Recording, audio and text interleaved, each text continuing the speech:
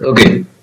तर पुढचं सम आहे 2x प्लस 3x होल ब्रॅकेटचा स्क्वेअर आपण 2x into 3x whole bracket झाला आणि dx आहे. ठीक आहे, फोर्थ नंबरचा काय काय माहित पाहिजे. तर सगळ्यात पहिल्यांदा तुम्हाला काय माहित पाहिजे तर a प्लस बी होल ब्रॅकेटचा स्क्वेअर माहित पाहिजे. ठीक आहे, याचा काय असतं A square plus B square plus 2ab. ठीक आहे, आता हे सगळं यूज करूया आपण इथं. ठीक आहे, समजा आय इज इक्वल टू हे आहे तर कसं होणार बघा, integration I is equal to याचा बघा हा ए आहे आणि हा बी आहे होल ब्रॅकेटचा स्क्वेअर कसं करणार 2x whole bracket square plus 3x whole bracket square plus 2 into 2x into 3x upon हे 2x into 3x as it is dx. ठीक आहे, आता इथं बघा इंग्रजीचा रूल काय असतोय तर a⁻m असेल तर आपण ह्याला एक तर a⁻n लिहू शकतोय किंवा अजून एक काय a⁻mn लिहू शकतोय. ठीक आहे, मग आता यातला कुठला फॉर्म वापरणार मी इथं तर लक्ष द्या व्यवस्थित मी कुठं करावलं इथं वापरतोय आणि इथं वापरतोय. ठीक आहे, हे काय होणार बघा या रूलनं चेंज होणार. ठीक आहे, एक एक पार्ट करूयात. तर बघा इथं काय होणार I is equal to integration इथं 2x इथं मी हवं तर असं लिहिलं चालतंय का बघा मी कुठला फॉर्म वापरतो यातला या पॉवरची इंटरचेंज केल्या बघा पॉवर इंटरचेंज केले तसं करतो 2 आत घेतो किंवा मी काय करतो बघा असंच ठेवतो. ठीक आहे, नो प्रॉब्लेम असंच ठेवतो 2x इंटू 2x लिहिलं चालतंय काय येस चालतंय. स्क्वेअर म्हणजे 2x इंटू 2x प्लस हे बघा 3x इंटू 3x प्लस इथं अजून एक रूल आहे जर का बघा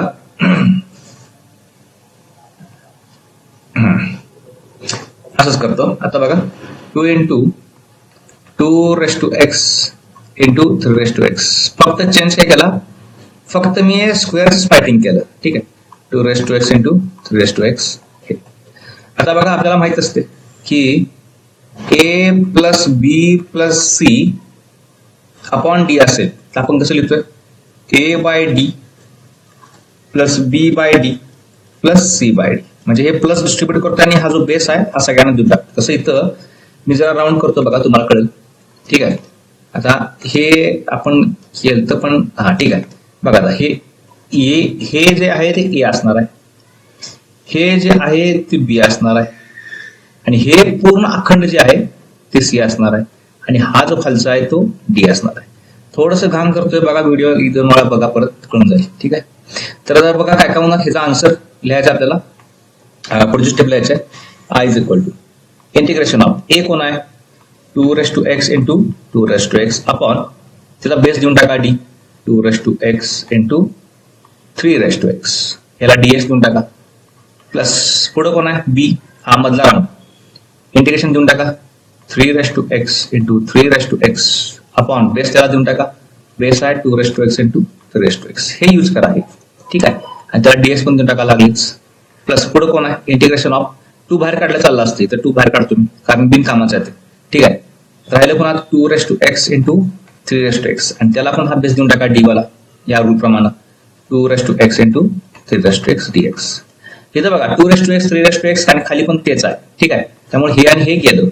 इथं काय काय जाते बघा इंटू असल्यामुळे काय काय जाते बघा हे 2x गेलं हे 2x गेलं. इथे इंटू असल्यामुळे काय काय जाते बघा हा 3x गेला 3x गेला. ठीक आहे, काय राहिलं बघा आय इज इक्वल टू आपल्याला माहित आहे जर का a⁻m असेल आणि आपण b⁻m असेल तर पॉवर सेम असेल तर आपण कसं लिहू शकतो a by B whole bracket raise to m.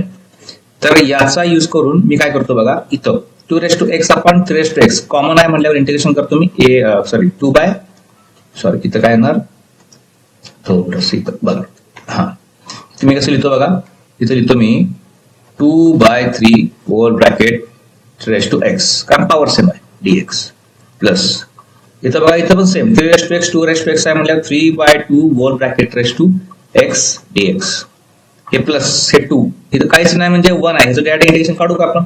ठीक आहे, तुम्ही नंतर काढू शकता पहिला काढू शकता नो प्रॉब्लेम सी नंतर देऊया आपण त्याचा प्लस सी. ठीक आहे, 1चं integration with respect to dx काय असतंय x असते म्हणजे याचा आन्सर आलं 2x प्लस सी लिहित नाही आता. ठीक आहे, आता पुढची स्टेप बघा पुढची स्टेप काय तर इथं काही गोष्टी तुम्हाला माहित पाहिजे तर हे सगळं व्हिडिओमध्ये परत बघा. ठीक आहे, आता मी काय करतो बघा इथं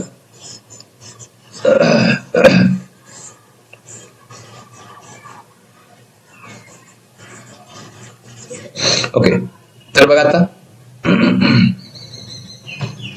इथं मी काय करतो, आय इज इक्वल टू एक इंटिग्रेशनचा फॉर्म्युला माहित पाहिजे. A raise to X integration काय असते, A raise to X integration असते A raise to X upon log of A आणि ह्याला D by D X of X ना आपण मल्टिप्लाय करतो. आता एक्स चा डेरिव्हेटिव्ह 1 असतो त्यामुळे इथं 1 लिहायची गरज नाही, पण मेन फॉर्म्युला काय, A raise to X upon log A. कुठे कुठे अप्लाय करणार तो, तर इथं बघा A raise to X nature कुठं आहे, डोक्यावरती एक्स पाहिजे. ह्या इथे काय नेचर 2/3 च्या डोक्यावरती एक्स आहे, म्हणजे सगळा ए कोण झाला 2/3, इथं ए कोण झाला 3/2. म्हणजे या दोघांसाठी अप्लाय करा. कसं होणार बघा ते कर. बघा हे इंटिग्रेशन काढतोय आपण, ठीक आहे. 2/3 रेस टू एक्स, इथं बघा समथिंग रेस टू एक्स असेल तर समथिंग रेस टू एक्स वरती लिहायचं. इथं काय 2/3 रेस टू एक्स आहे म्हणजे पहिला लिहिणार मी इथं 2/3 वर ब्रॅकेट रेस टू एक्स लिहिणार. अपॉनला काय लिहिणार, अपॉनला लॉग लिहायचा, बेसचा लॉग, बेस कोण आहे एक्सच्या खालचा बेस, एक्सच्या खालचा बेस कोण आहे 2/3, म्हणजे इथं लिहिणार मी लॉग ऑफ 2/3. आणि या एक्सचा डेरिव्हेटिव्ह या लॉगला मल्टिप्लाय करायचा. इथं पण एक्सचा डेरिव्हेटिव्ह 1 आहे, 1 लिहिला तर काय फरक पडत नाही, ठीक आहे. प्लस आता बघा एक्सच्या खाली 3/2 आहे, म्हणजे काय करणार 3/2 raise to X. Again this formula A raise to X चा 3/2 रेस टू एक्स चा इंटिग्रेशन 3/2 रेस टू एक्स पहिला येणार आणि खाली एक्सच्या खालचा जो बेस आहे त्याचा लॉग 3/2, ठीक आहे. इथं पण एक्सचा डेरिव्हेटिव्ह 1 आहे, मल्टिप्लाय केला तरी काय फरक पडत नाही. प्लस इथं ऑलरेडी इंटिग्रेशन काढलेलं आहे 2x आणि प्लस सगळ्यांचा मिळून एक सी. हे आपलं फायनल आन्सर. कुठलं फायनल आपलं आन्सर बघा, पहिले व्हिडिओ परत बघत जावा, ठीक आहे. एकदम सोपं आहे, बेसिक लेवल आहे.